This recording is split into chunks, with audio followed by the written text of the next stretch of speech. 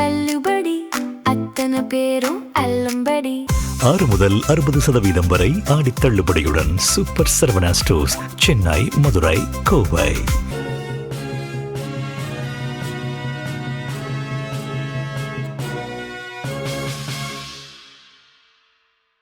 வணக்கம்.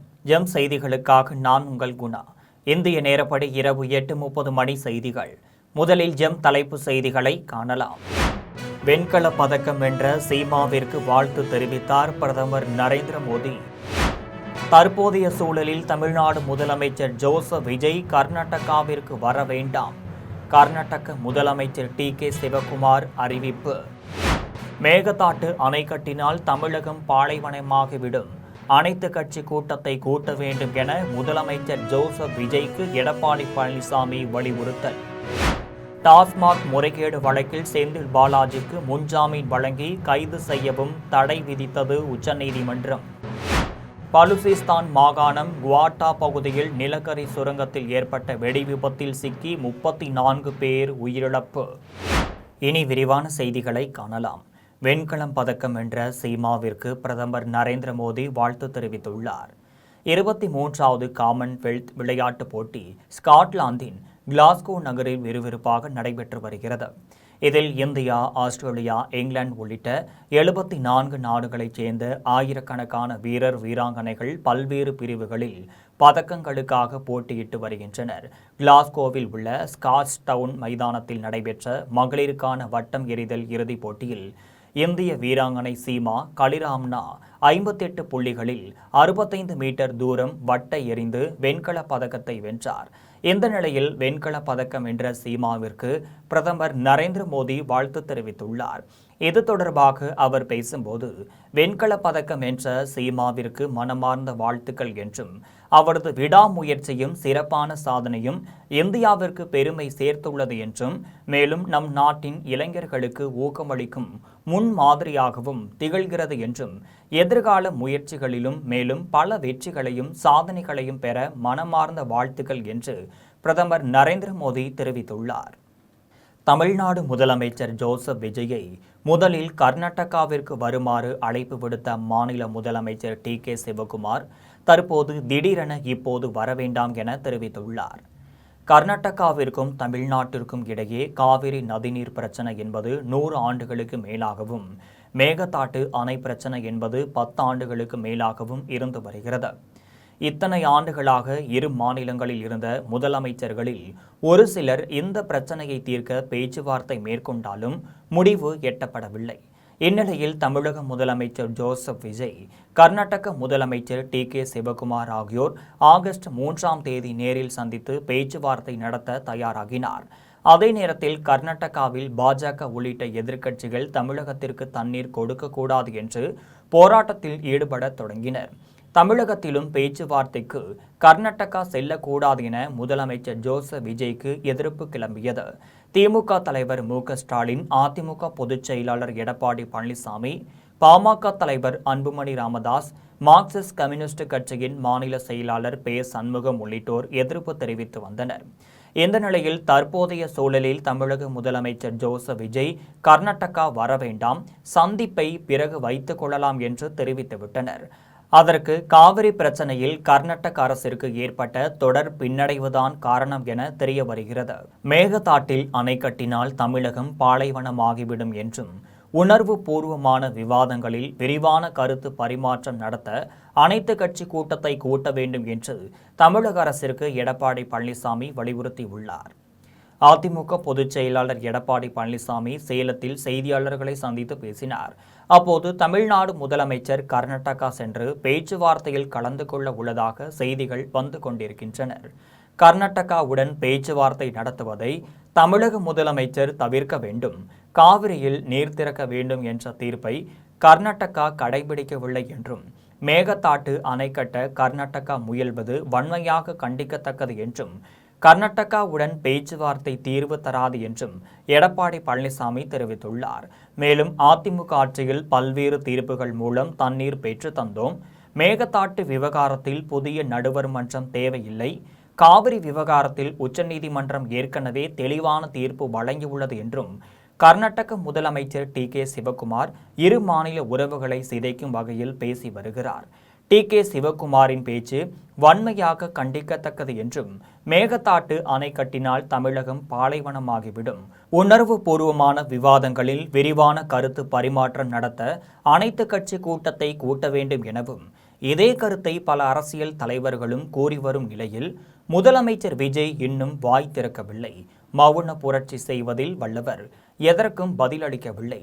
மேகதாட்டு குறித்து விரிவான விவாதம் நடத்தப்பட வேண்டும் எனவும் எடப்பாடி பழனிசாமி தெரிவித்துள்ளார்.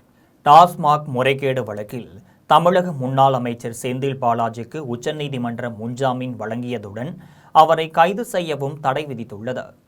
டாஸ்மாக் முறைகேடு வழக்கு தொடர்பாக முன்னாள் அமைச்சர் செந்தில் பாலாஜி முன்ஜாமீன் கோரி சென்னை உயர்நீதிமன்றத்தில் மனு தாக்கல் செய்தார். இந்த மனு நீதிபதி ஜி.கே. இளந்திரையன் முன்பு நேற்று விசாரணைக்கு வந்தது. இருதரப்பு வாதங்களை கேட்ட நீதிபதி ஜி.கே. இளந்திரையன், செந்தில் பாலாஜியை காவலில் வைத்து விசாரிக்க அவசியம் உள்ளதாக காவல்துறை தரப்பில் தெரிவிக்கப்பட்டதை ஏற்றுக்கொண்டதாக தெரிவித்து செந்தில் பாலாஜியின் முன்ஜாமீன் மனுவை தள்ளுபடி செய்து உத்தரவிட்டார். இதனை எதிர்த்து செந்தில் பாலாஜி தரப்பில் உச்சநீதிமன்றத்தில் மேல்முறையீடு செய்யப்பட்டது. இந்த மனு அவசர வழக்காக இன்று விசாரணைக்கு வந்தது. அப்போது செந்தில் பாலாஜி தரப்பில் ஆஜரான வழக்கறிஞர், ஆட்சி மாற்றம் ஏற்பட்டுள்ள நிலையில் அரசியல் காழ்ப்புணர்ச்சி காரணமாக பழைய வழக்கை மீண்டும் கையில் எடுக்கிறார்கள். அவர் விசாரணைக்கு முழு ஒத்துழைப்பு கொடுப்பார். செந்தில் பாலாஜிக்கு முன்ஜாமீன் வழங்க வேண்டும், மேலும் அவசரமாக கைது செய்யக்கூடாது என வாதிட்டார். அப்போது தமிழக அரசு தரப்பில் ஆஜரான வழக்கறிஞர், கடந்த ஆட்சி காலத்தில் வழக்கின் விசாரணைக்கு பல்வேறு வழக்குகளில் தடையை ஏற்படுத்தினார். இருதரப்பு வாதங்களையும் கேட்ட நீதிபதிகள் செந்தில் பாலாஜிக்கு முன்ஜாமீன் வழங்கி உத்தரவிட்டார். மேலும் அவரை கைது செய்யவும் தடை விதிக்க நீதிபதிகள் இந்த வழக்கில் லஞ்ச ஒழிப்புத்துறைக்கு பதிலளிக்க உத்தரவு பிறப்பித்தனர். பலுசிஸ்தான் மாகாணம் குவாட்டா பகுதியில் நிலக்கரி சுரங்கத்தில் ஏற்பட்ட வெடிவிபத்தில் சிக்கி 34 பேர் பரிதாபமாக உயிரிழந்தனர். பாகிஸ்தான் நாட்டின் பலுசிஸ்தான் மாகாணம் குவாட்டா பகுதியில் நிலக்கரி சுரங்கம் உள்ளது. இந்த நிலக்கரி சுரங்கத்தில் 40க்கும் மேற்பட்ட தொழிலாளர்கள் நிலக்கரி வெட்டி எடுக்கும் பணியில் ஈடுபட்டிருந்தனர். அப்போது திடீரென சுரங்கத்தில் வெடிவிபத்து ஏற்பட்டது. இதில் நிலக்கரி சுரங்கத்தின் மேற்கூரை இடிந்து விழுந்தது.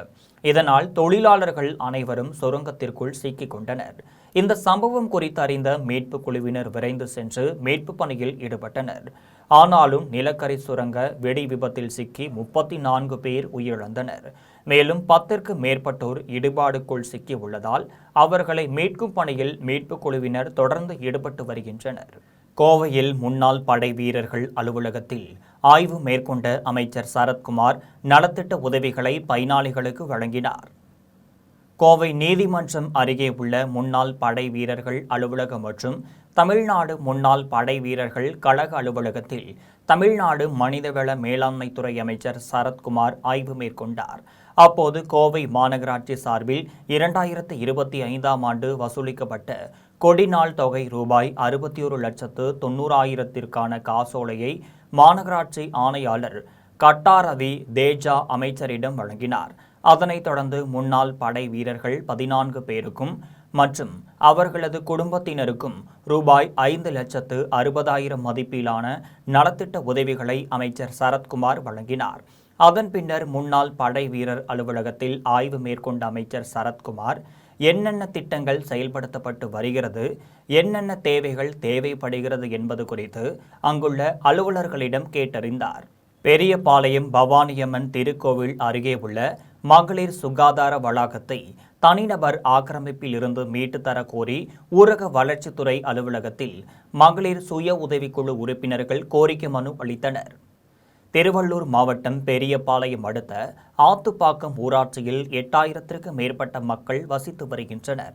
இந்நிலையில் அரியப்பாக்கம் அருகில் அமைந்துள்ள ஸ்ரீ பவானியம்மன் திருக்கோவிலில் ஆடி மாதத்தில் ஆடி திருவிழா 14 வார காலம் வெகு விமர்சையாக நடைபெறுவது வழக்கம்.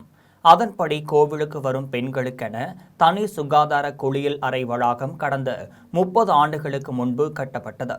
ஆனால் அதனை அப்பகுதியில் உள்ள தனிநபர்கள் மகளிர் சுகாதார குளியல் அறை மற்றும் ஆண்கள் குளியல் அறை என இரண்டாக பிரித்து பயன்படுத்தி வந்ததாக தெரிய வருகிறது. இந்நிலையில் கடந்த சில நாட்களுக்கு முன்பு தனிநபருக்கான டெண்டர் முடிந்த நிலையில் அரியபாக்கத்தில் உள்ள 21 மகளிர் பெண்கள் குழுவினர் வட்டார வளர்ச்சி அலுவலரை நேரில் சந்தித்து மகளிர் குழுவிற்காக கட்டப்பட்டுள்ள சுகாதார வளாகத்தை இனி நாங்களே பராமரித்துக் கொள்கிறோம் என்றும் இதனால் தாங்கள் வாழ்வாதாரம் மேம்படும் என்றும் அனுமதி கோரியதுடன் வளாகத்தின் சாவியை தனிநபர் ஒருவர் வைத்துக் கொண்டிருக்கிறார் எனவும் ரூபாய் 2 லட்சம் கொடுத்தால் மட்டுமே சாவி கொடுப்பதாகவும் வட்டார வளர்ச்சி அலுவலரிடம் மகளிர் குழுவினர் தெரிவித்தனர். இதனையடுத்து இதே கோரிக்கையை வலியுறுத்தி திருவள்ளூர் மாவட்ட ஆட்சியர் பெருந்திட்டல் வளாகத்தில் உள்ள ஊரக வளர்ச்சி மற்றும் ஊராட்சித்துறை திட்ட இயக்குநரிடம் கோரிக்கை மனு அளித்தனர். அதில் தனிநபரிடம் இருக்கும் சுகாதார குளியல் அறை வளாகத்தை மகளிர் குழு பெண்களுக்கு டெண்டர் வழங்குமாறு வலியுறுத்தினார். கோரிக்கை மனுவை பெற்றுக்கொண்ட அலுவலர் விரைவில் உரிய நடவடிக்கை எடுப்பதாக உறுதியளித்துள்ளதாக மகளிர் குழு பெண்கள் தெரிவித்தனர். போன வருஷமா அது முடியல, கட்சி மூலியமா முடிஞ்சிச்சு, நீங்க கிளம்புமா, அது இனிமே உங்களுக்கு இல்லைன்ட்டு அமுச்சு விட்டாங்க. இந்த வருஷம் 23ஆம் தேதி டெண்டர் முடிஞ்சுது. அதுக்காக நாங்கள் மறுபடியும் வந்து கேட்டோம். 22 குழு எங்களுது, நாங்கள் 22 குழு எடுத்து நடத்துகிறோன்ட்டு மறுபடியும் வந்து கேட்டிருந்தோம். அதுக்கப்புறம் அது அந்த ஆக்ஷனும் நடக்கல. இந்த சனிக்கிழமை வந்து ஒரு வாரமாக போராடணும், எதுவும் கிடைக்கல. அதுக்காக இங்கே வந்து கலெக்டர் ஆஃபீஸில் வந்து வீடியோ கிட்ட நாங்கள் வந்து பார்க்க வந்தோம். அவங்க என்ன சொல்லியிருக்காங்கன்னா, நாளைக்கு நாங்கள் முடிச்சு கொடுக்குறோமா கண்டிப்பாக சொல்லியிருக்காங்க. இதுதான் சரி. நான் எங்களோட போராட்டம் இதுக்காக தான். ஆட்சி வந்து மகளிருக்கு ரொம்ப தைரியம் கொடுத்துருக்காங்க. அது இல்லாமல் நீங்கள் டைரெக்டாக வந்து எங்ககிட்ட எங்களோட கோரிக்கை சொல்லலான்னு சொல்லியிருக்காங்க. அதுக்காக நாங்கள் நேராக செய்யாமல் பார்க்குறதா இருக்கோம். தற்போதைய சூழ்நிலையில் வரும் 3ஆம் தேதி தமிழக முதலமைச்சர் ஜோசப் விஜய் மேகதாட்டு அணை விவகாரம் கர்நாடகம் செல்வது தேவையற்றது என்று கன்னியாகுமரியில் இந்திய மார்க்சிஸ்ட் கம்யூனிஸ்ட் கட்சியின் தமிழ்நாடு மாநில செயலாளர் சண்முகம் தெரிவித்துள்ளார். கன்னியாகுமரியில் இந்திய மார்க்சிஸ்ட் கம்யூனிஸ்ட் கட்சியின் தமிழ்நாடு மாநில செயலாளர் சண்முகம் செய்தியாளர்களை சந்தித்து பேசினார். அப்போது காவிரி கர்நாடகாவிற்கு சொந்தம் என எண்ணுகின்ற கர்நாடகாவின் அணுகுமுறை கண்டனத்திற்குரியது என்றும் தமிழக வெற்றிக்கழக அரசு திமுக பரப்புரைக்கு விதிக்கப்பட்ட தடையை ரத்து செய்ய வேண்டும் என்றும் கர்நாடகா காவேரி மேலாண்மை ஆணையம் தெரிவித்துள்ள சூழ்நிலைகளை பார்க்கும்போது வரும் 3ஆம் தேதி முதலமைச்சர் ஜோசப் விஜய் கர்நாடகா செல்வது தேவையற்றது என்றும் சண்முகம் தெரிவித்தார். மேலும் மனோன்மணியம் சுந்தர்னார் இயற்றிய தமிழ்த்தாய் வாழ்த்து பாடல் அவர் பெயரில் உள்ள பல்கலைக்கழகத்தில் அவர் பாடலுக்கு முன்னுரிமை கொடுக்காமல் இருப்பது பெரிய அவமானம் என்றும் அரசு விழாவில் தமிழ்த்தாய் வாழ்த்து முதலில் பாட வேண்டும், இல்லை என்றால் அந்த விழாவை தமிழக அரசு புறக்கணிக்க வேண்டும் என்றும் கம்யூனிஸ்ட் கட்சியின் தமிழ்நாடு மாநில செயலாளர் சண்முகம் தெரிவித்துள்ளார். படந்தாலு மூடு பகுதியில் பால் ஏற்றி சென்ற வாகனம் 2 இருசக்கர வாகனங்கள் மீது மோதியதில் ஒருவர் சம்பவ இடத்திலேயே உயிரிழந்தார். உயிருக்கு ஆபத்தான நிலையில் மற்றொருவர் மருத்துவக் கல்லூரி மருத்துவமனையில் சிகிச்சைக்காக அனுமதிக்கப்பட்டுள்ளார். கன்னியாகுமரி மாவட்டம் களிக்காவிளை நாகர்கோவில் தேசிய நெடுஞ்சாலையில் படந்தாலூர் மூடு பகுதியில் மார்த்தாண்டம் நோக்கி சென்ற 2 இருசக்கர வாகனங்கள் மீது எதிர் திசையில் அதிவேகமாக வந்த பால் விநியோகம் செய்யும் மினி டெம்போ கட்டுப்பாட்டை இழந்து மோதியதில் 2 இருசக்கர வாகனங்களிலும் வந்த நபர்கள் சாலையில் தூக்கி வீசப்பட்டதில் பால் வண்டியின் அடியில் சிக்கி ஒருவர் சம்பவ இடத்திலேயே பரிதாபமாக உயிரிழந்தார். இன்னொருவர் பலத்த காயங்களுடன் மயக்க நிலையை அடைந்தார். இதுகுறித்து தகவல் அறிந்து சம்பவ இடத்திற்கு வந்த காவல்துறையினர் மயக்க நிலையில் உயிருக்கு ஆபத்தான நிலையில் இருந்த நபரை மீட்டு சிகிச்சைக்காக ஆம்புலன்ஸ் மூலம் நாகர்கோவில் ஆசாரிப்பள்ளம் அரசு மருத்துவக் கல்லூரி மருத்துவமனைக்கு அனுப்பி வைத்தனர். அதன் பின்னர் இறந்தவரின் உடலை கைப்பற்றி பிரேத பரிசோதனைக்காக குழித்துறை அரசு மருத்துவமனைக்கு அனுப்பி வைத்தனர். மேலும் வழக்கு பதிவு செய்து விசாரணை மேற்கொண்டனர். விசாரணையில் விபத்திற்குள்ளானவர்கள் கேரளாவிலிருந்து கன்னியாகுமரிக்கு பெயிண்டிங் வேலைக்கு இருசக்கர வாகனத்தில் வந்தவர்கள் என தெரியவந்தது. குழித்துறை பகுதியில் செயல்படும் தேவிகுமாரி மகளிர் கல்லூரியில் சேர்வதற்கு வரும் மாணவிகளை பிற மத பேராசிரியர்கள் வேறு கல்லூரிக்கு சென்று சேருங்கள் என்று அழுத்தம் கொடுப்பதாக பாஜக குழித்துறை நகர தலைவர் சுமன் குற்றம் சாட்டியுள்ளார். கன்னியாகுமரி மாவட்டத்தில் இந்து அறநிலையத்துறை கட்டுப்பாட்டில் குழித்துறை பகுதியில் தேவிகுமாரி மகளிர் கல்லூரி செயல்பட்டு வருகிறது. இந்த கல்லூரியில் 1000க்கும் மேற்பட்ட மாணவிகள் பயின்று வந்த நிலையில் தற்போது 500க்கும் மேற்பட்ட மாணவிகள் கல்வி பயின்று வருகின்றனர். இந்த நிலையில் இக்கல்லூரிக்கு அட்மிஷனுக்காக வரும் மாணவிகளை பிற மத பேராசிரியர்கள் சிலர் கட்டாயப்படுத்தி வேறு கல்லூரிக்கு சென்று சேருங்கள் என அழுத்தம் கொடுப்பதாகவும் ஒரே ஒரு இந்து கல்லூரியை மூட சதி செய்து வருவதாகவும் கல்லூரி தாளாளர் மற்றும் அறநிலையத்துறை அதிகாரிகளிடம் பாஜக குழித்துறை நகர தலைவர் சுமன் தலைமையிலான பாஜகவினர் புகார் அளித்தனர். புகாரின் பேரில் உடனே நடவடிக்கை எடுக்காவிட்டால் போராட்டம் நடத்தப்போவதாக பாஜகவினர் அறிவித்துள்ளனர். இதேபோன்று குழித்துறை பகுதியில் செயல்பட்ட இந்து அறநிலையத்துறை கட்டுப்பாட்டில் உள்ள பள்ளியை மூடிவிட்டதாகவும் இதற்கு அறநிலையத்துறை துணை போவதாகவும் குற்றம் சாட்டினார். காட்டுமன்னார் கோவில் ஜி.கே. கல்வி குழுமத்தின் சார்பில் போதைப் பொருள் ஒழிப்பு குறித்த விழிப்புணர்வு பேரணி நடைபெற்றது. போதைப் பொருள் ஒழிப்பு தினத்தை முன்னிட்டு கடலூர் மாவட்டம் காட்டுமன்னார் கோவில் ஜி.கே. கல்வி குழுமத்தின் ஜி.கே. மெட்ரிக் மேல்நிலைப் பள்ளி மற்றும் ஜி.கே. பப்ளிக் சீனியர் செகண்டரி பள்ளி மாணவ மாணவிகள் மற்றும் காவல்துறையும் இணைந்து போதைப் பொருள் ஒழிப்பு குறித்த விழிப்புணர்வு பேரணி நடத்தினர். பேரணியில் ஜி.கே. கல்வி குழுமத்தின் தலைவரும் தாளாளருமான குமாரராஜா தலைமையேற்று போதைப் பொருளின் தீமைகள் குறித்து மாணவர்களிடையே உரையாற்றினார். இந்நிகழ்ச்சியில் காட்டுமன்னார் கோவில் காவல் ஆய்வாளர் பாபு கலந்து கொண்டு பேரணியை துவங்கி வைத்து சிறப்புரையாற்றினார். இதில் காவல் உதவி ஆய்வாளர் சையது அப்சல், பேரூராட்சி மன்ற தலைவர் கணேசமூர்த்தி, வர்த்தக சங்க தலைவர் காமராஜ், வர்த்தக சங்க செயலாளர் ராஜா, லயன்ஸ் கிளப்ஸ் தலைவர், செயலாளர், பொருளாளர் உள்ளிட்டோர் கலந்து கொண்டனர். முக்கிய வீதிகள் வழியாக சென்று மீண்டும் ஜி.கே. மெட்ரிக் மேல்நிலைப் பள்ளியை வந்தடைந்தது. பேரணியில் ஜி.கே. கல்வி குழுமத்தின் மேலான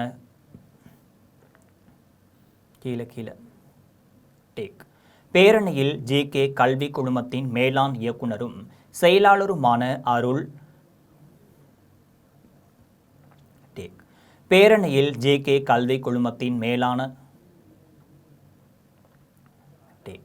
பேரணியில் ஜி.கே. கல்வி குழுமத்தின் மேலாண் இயக்குனரும் செயலாளருமான அருண், ஜி.கே. கல்வி குழுமத்தின் இயக்குனர் மருத்துவர் அகிலன், ஜி.கே. கல்வி குழுமத்தின் அட்மின் முதல்வர் பார்த்திபன், அகாடமி முதல்வர் உமாபதி, பப்ளிக் சீனியர் செகண்டரி பள்ளி முதல்வர் ஜெயின் சென்டோ உள்ளிட்ட 200க்கும் மேற்பட்ட ஆசிரியர்கள், 2000த்திற்கும் மேற்பட்ட மாணவர்கள் கலந்து கொண்டு போதைப் பொருளுக்கு எதிராக உறுதிமொழி ஏற்றுக்கொண்டனர்.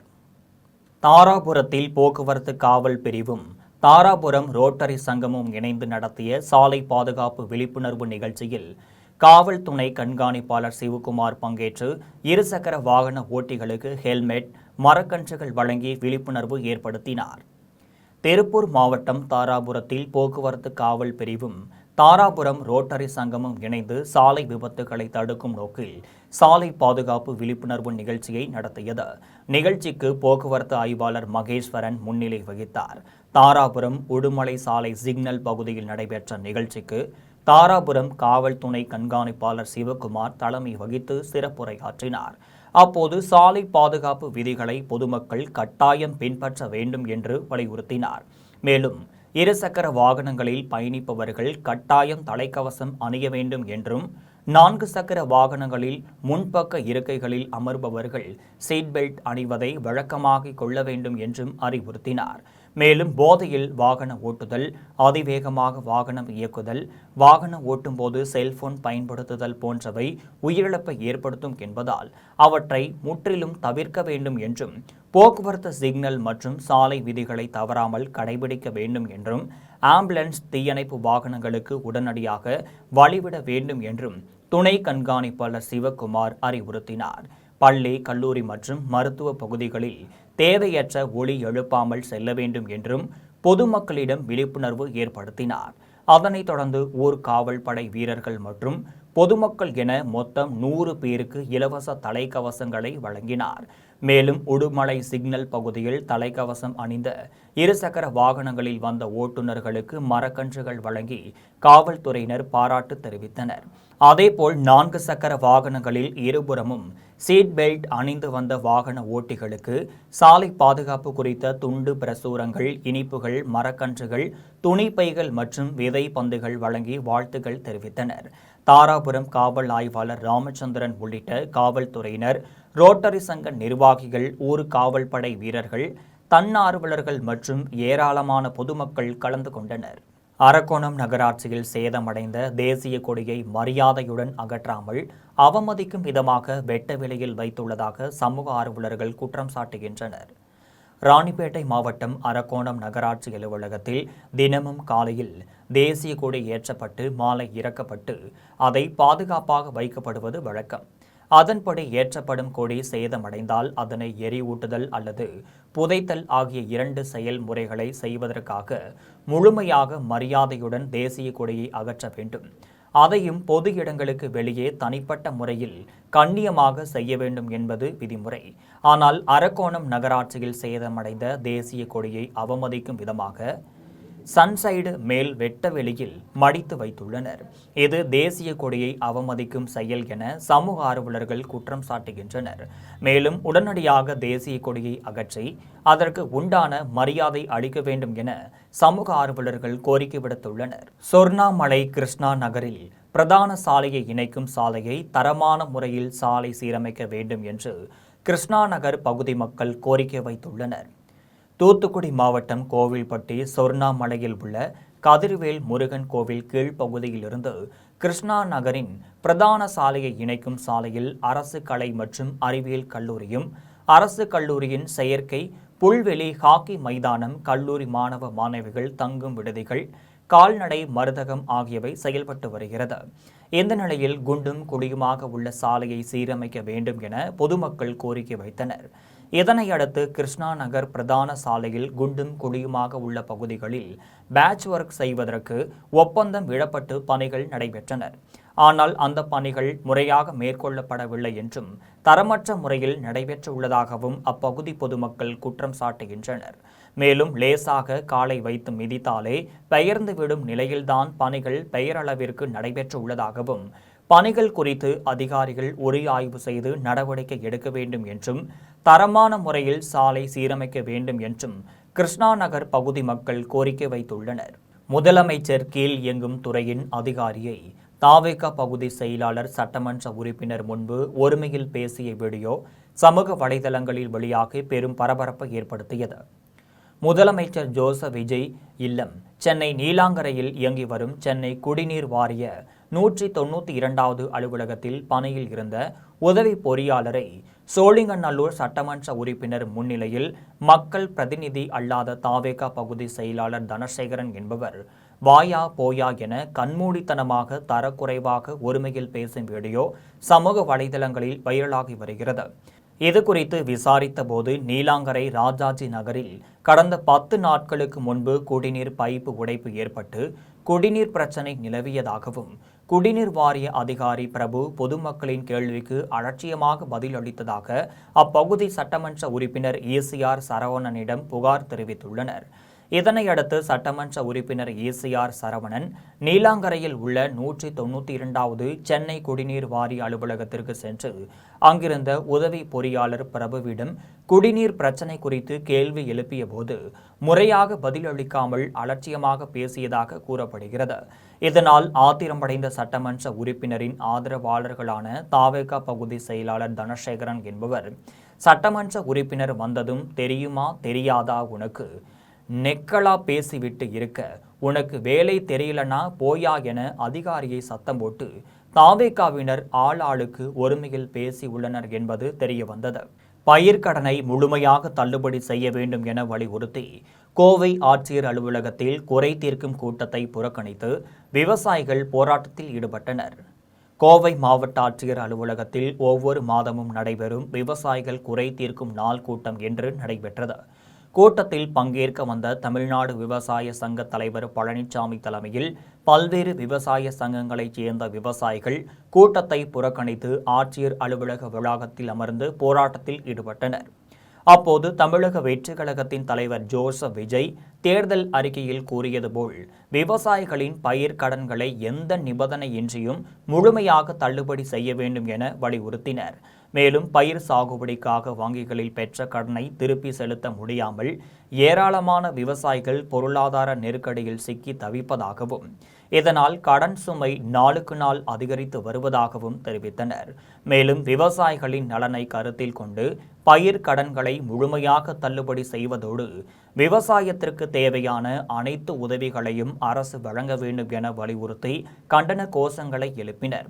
அப்போது அதிகாரிகள் விவசாயிகளுடன் பேச்சுவார்த்தை நடத்தி கோரிக்கைகள் அரசின் கவனத்திற்கு கொண்டு செல்லப்படும் என உறுதியளித்ததை தொடர்ந்து விவசாயிகள் கலைந்து சென்றனர். யாருக்கும் பிரயோஜனம் இல்லை. குத்தகைதாருக்கு 10,000 சொன்னார், அதுவும் வரல. நான் அதையும் கூட அழுத்தம் கொடுக்கல. இதை நீங்கள் செய்யுங்க அப்படிங்கிறத அவர் கேட்குறோம். அதாவது பயிர் கடன் நீங்கள் சொன்னதை முழுமையாக தள்ளுபடி செய்யுங்க. நீங்கள் ஒரு 50,000 சொன்னீங்க, 77 சொல்லிக்க, நாங்கள் உங்களுக்கு வரவேற்கிறோம். நீங்கள் சொன்னதை முழுமையாக செய்து கொடுங்கள் என்றுதான் எங்களுடைய கோரிக்கை. மாமல்லபுரம் அடுத்த பூஞ்சேரியில் சிமெண்ட் சாலை அகற்றிய நபர் மீது மாமல்லபுரம் நகராட்சி நிர்வாகம் மற்றும் காவல்துறையினர் உரிய நடவடிக்கை எடுக்க வேண்டும் எனவும் அகற்றப்பட்ட சாலையை உடனடியாக சீர் செய்து மக்கள் பயன்பாட்டிற்கு ஒப்படைக்க வேண்டும் எனவும் அப்பகுதி மக்கள் கோரிக்கை விடுத்துள்ளனர். செங்கல்பட்டு மாவட்டம் மாமல்லபுரம் அடுத்த பூஞ்சேரியில் 3000க்கும் மேற்பட்ட குடும்பத்தினர் வசித்து வருகின்றனர். இதில் பூஞ்சேரி துலுக்கானத்தம்மன் கோவில் தெருவில் 60க்கும் மேற்பட்ட குடும்பத்தினர் பட்டா இடத்தில் வசித்து வருகின்றனர். இந்நிலையில் இப்பகுதியில் சாலை வசதி ஏற்படுத்த வேண்டும் என்பதற்காக குடியிருப்பு வாசிகள் ஒன்று சேர்ந்து தங்களுடைய பட்டா இடத்தில் 15 ஆண்டுகளுக்கு முன்பு பேரூராட்சி நிர்வாகத்திடம் எழுத்துப்பூர்வமாக சாலை அமைப்பதற்கான இடத்தை ஒப்படைத்துள்ளனர். அதனை ஏற்று அப்போதிருந்த பேரூராட்சி நிர்வாகம் சிமெண்ட் சாலை அமைத்து கொடுத்தது. இந்நிலையில் தற்போது தனசேகரன் மற்றும் அவரது சகோதரி நவிநீதம் ஆகியோர் சாலை அமைத்துள்ள இடம் தனது பட்டா இடம் என கூறி சிமெண்ட் சாலையை 50 அடி தூரத்திற்கு ஜேசிபி இயந்திரத்தின் உதவியுடன் அகற்றினர். இதுகுறித்து அப்பகுதி மக்கள் தற்போது நகராட்சியாக தரம் உயர்த்தப்பட்ட நகராட்சி ஆணையரிடமும் மாமல்லபுரம் காவல் நிலையத்திலும் புகார் அளித்தனர். ஆனால் இதுவரையிலும் எந்த நடவடிக்கையும் எடுக்கப்படாததால் மிகுந்த சிரமத்திற்கு உள்ளாகி வருவதாகவும் பள்ளி மற்றும் கல்லூரி மாணவ மாணவிகள் செல்வதில் தாமதம் ஏற்படுவதாகவும் வேலைக்கு செல்வோரும் அவசர தேவைக்கு செல்வோரும் 2 கிலோமீட்டர் தூரம் சுற்றி செல்ல வேண்டிய நிலை ஏற்பட்டுள்ளதாக அப்பகுதி மக்கள் வேதனை தெரிவிக்கின்றனர்.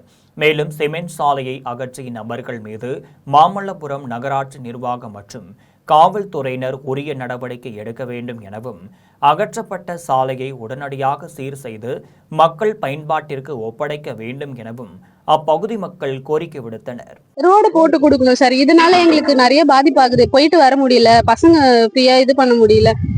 எங்களுக்கு கன்வீனியன்ட்டா இல்ல இந்த வழி. இப்போ இந்த மாதிரி உடைச்சு விட்டதுனால கன்வீனியன்ட்டா இல்ல. ஸ்கூல் பசங்க டெய்லியும் காலையில ஸ்கூலுக்கு போறாங்க, நாங்களும் வேலைக்கு போகணும். இவ்வளவு வேலை இருக்கு. இந்த ரோடு நம்பிதான் நாங்க போயிட்டு வந்துட்டு இருக்கோம். இந்த ரோடு உடைச்சு விட்டதுனால நாங்க தேவையே இல்லாம சுத்திட்டு போற மாதிரி எங்களுக்கு இருக்கு. இது எங்களுக்கு எக்ஸ்ட்ரா 10 நிமிஷம் டைம் வேஸ்ட் தானே. இது இருக்கிறதுனால நாங்க சீக்கிரமா போயிட்டு வரோம். பசங்களுக்கும் இது ஈஸியா இருக்கும் இந்த வழி. இல்லைன்னா பசங்க வீட்டுக்கு வந்தாங்களா இல்லையான்ட்டு நாங்களுமே எதிர்பார்த்துட்டு இருக்கணும்ல. சென்னை தியாகராய நகரில் ரேகல் ஜுவல்லர்ஸ் நிறுவனம் தனது முதல் கிளையை தமிழக சட்டப்பேரவை சபாநாயகர் ஜேசிடி பிரபாகர் திறந்து வைத்தார்.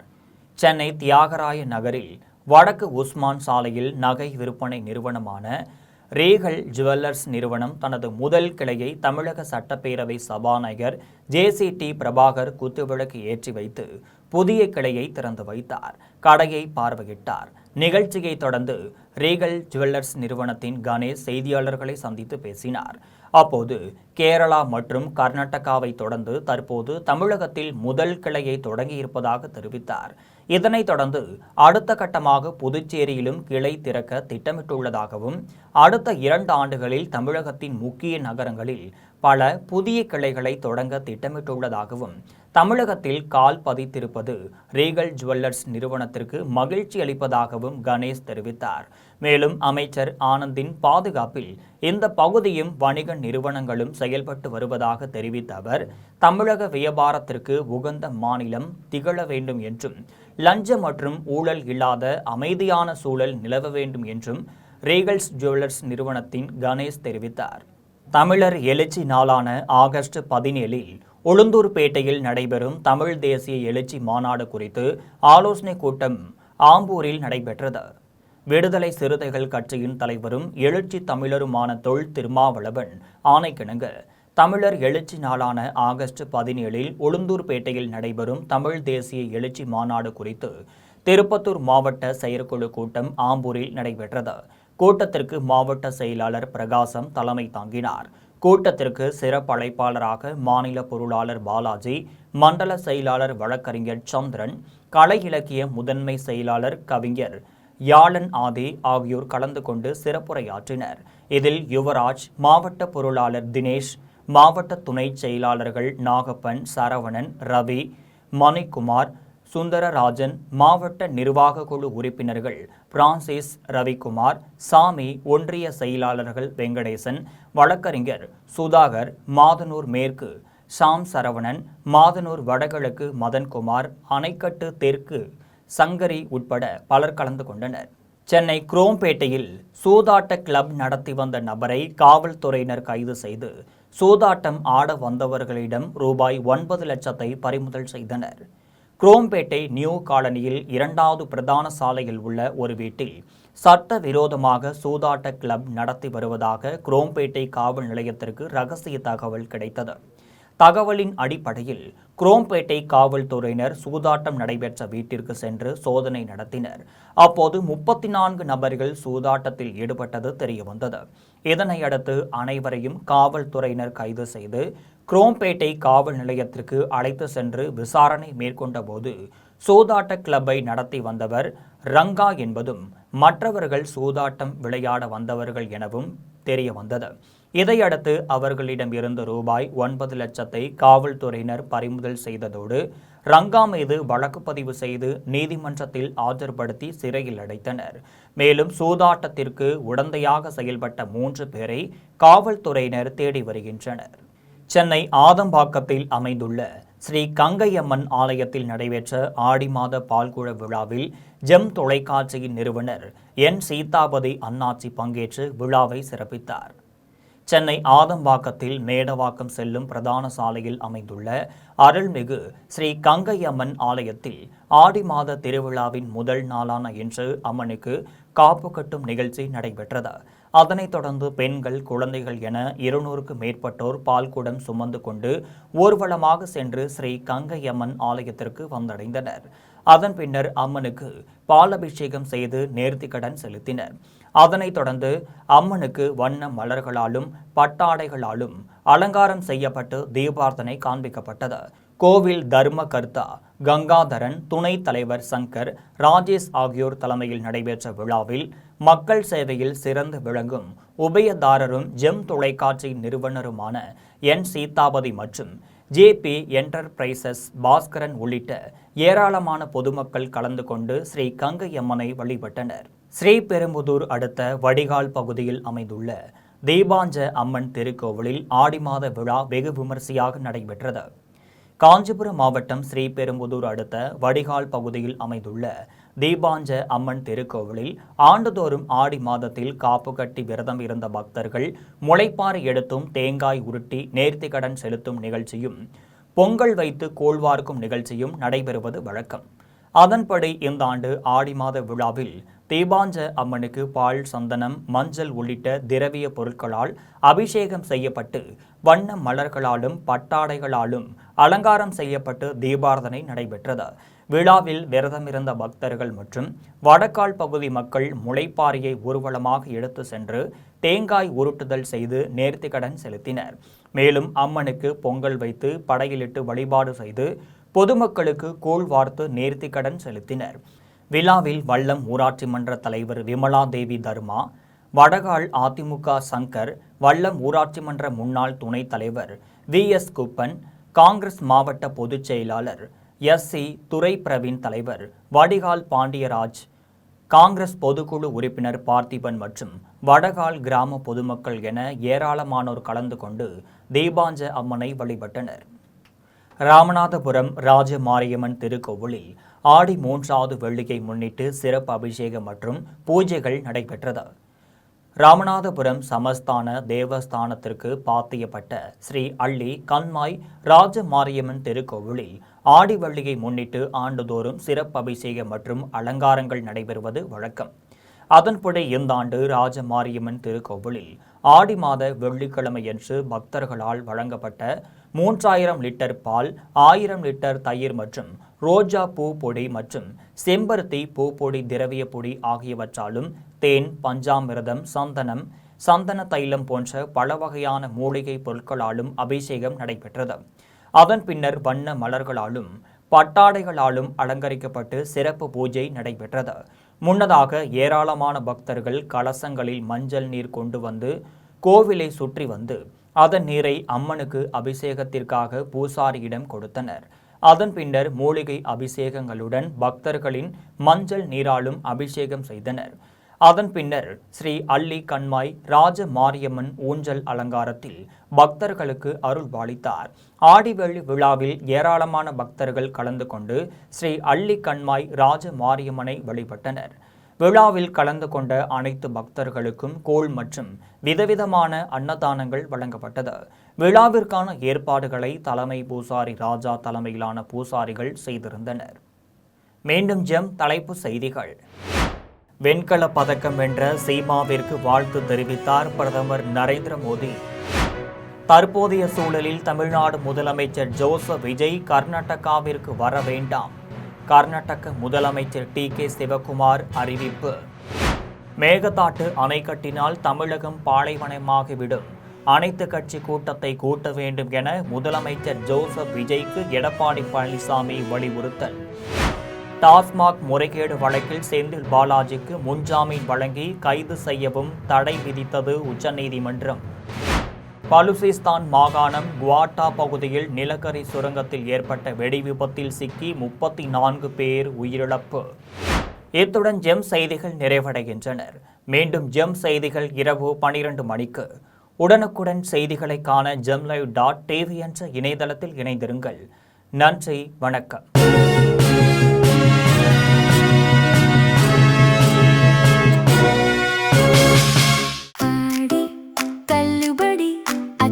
பேரும் அல்லும்படி 6 முதல் 60% வரை ஆடி தள்ளுபடியுடன் சூப்பர் சரவணா ஸ்டோர்ஸ், சென்னை, மதுரை, கோவை.